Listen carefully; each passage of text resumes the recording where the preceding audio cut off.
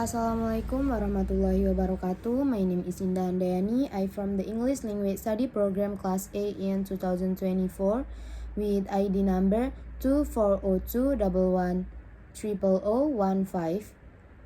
Now I'm gonna read the text with the title Everyday Life in the Soviet Union, the Shopping Runaround. I had heard about consumer shortages before going to Moscow, but only when we began to shop there did the Russian consumers problem really have meaning for me. Customers the word overweight in meaning for me. Customers the word overweight in lines, but Soviet lines have a special quality all their own. Typically, the Soviet woman spends 2 hours a day in line, 7 days a week. Personally, I have known of people who stood in line 90 minutes to buy 4 pineapples and 3 hours to buy 3 large heads of cabbage, only to find the cabbage were gone as they approached the front of the line. Lines can run from a few yards to nearly a mile. Some friends of ours watched a line of people in Moscow signing up to buy rugs. The line lasts 2 days and nights and ran for across Altrog, an apartment development. In spite of all of this, the natural reaction of a Russian woman when she sees a line forming is to get in it immediately, even before she knows what is being sold. However, Soviet lines are more fluid than they appear in most stores. For example, shoppers must stand in not 1 but 3 lines for any purchase. The first to select a purchase and find out its price. The second to pay a cashier somewhere else in the store and get a receipt, and the third to go pick up the purchase and turn in the receipt.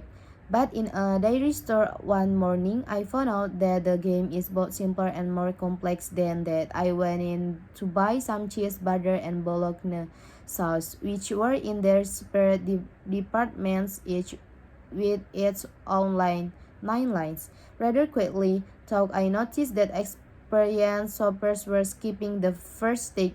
They know what most items cost, so they went directly to the cashier for their receipts.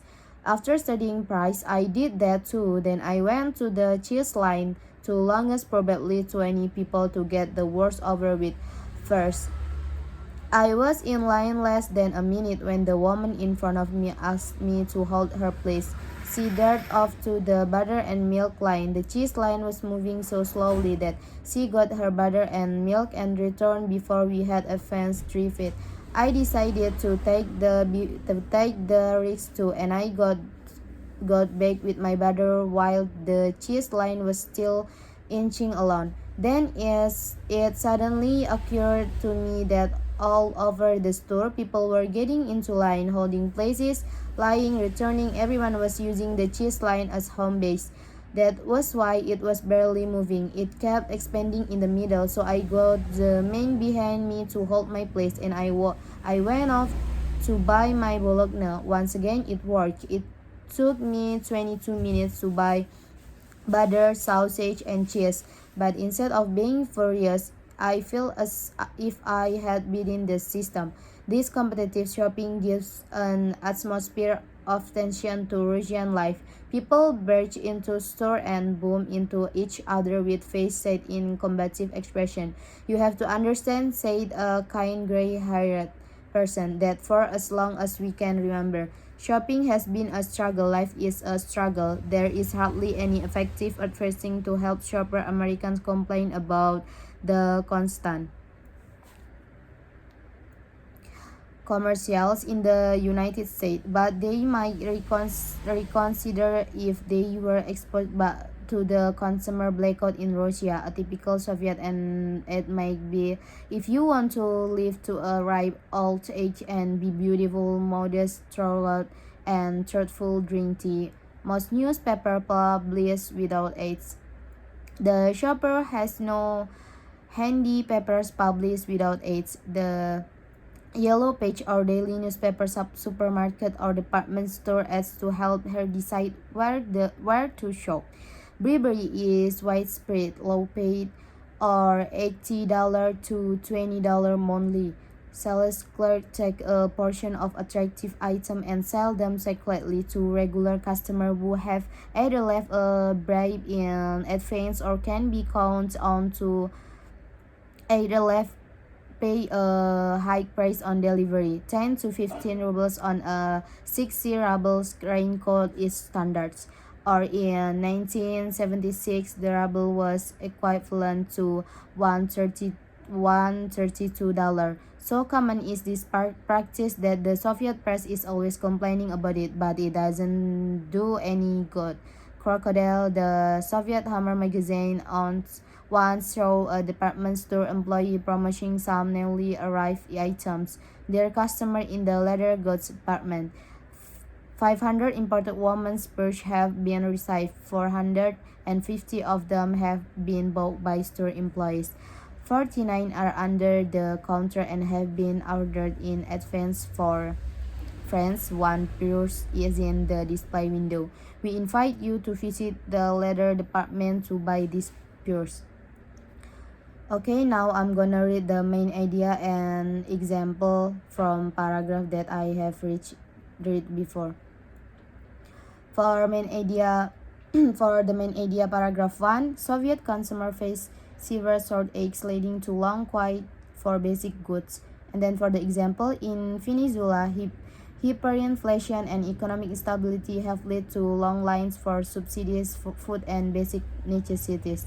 And then the main idea for paragraph 2 is Soviet shoppers instinctively joined lines without knowing what was being sold, as scarcity dictated consumer behavior. And then the example is in Cuba, where state-run stores have limited supplies, people often queue up as soon as they see a line forming, assuming something valuable is being sold.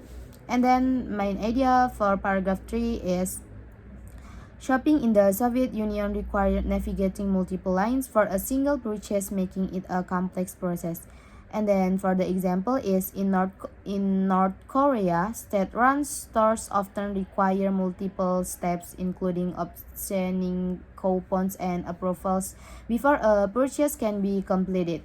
And then main idea for paragraph 4 is experienced Soviet shoppers developed strategies to navigate the system efficiently, such as skipping unnecessary steps.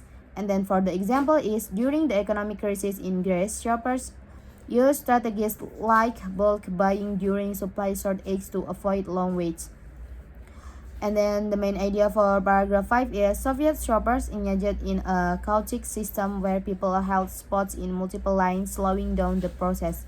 And then for the example is in India, train ticket bookings at government counters used to involve people holding multiple spots, creating confusion and delays.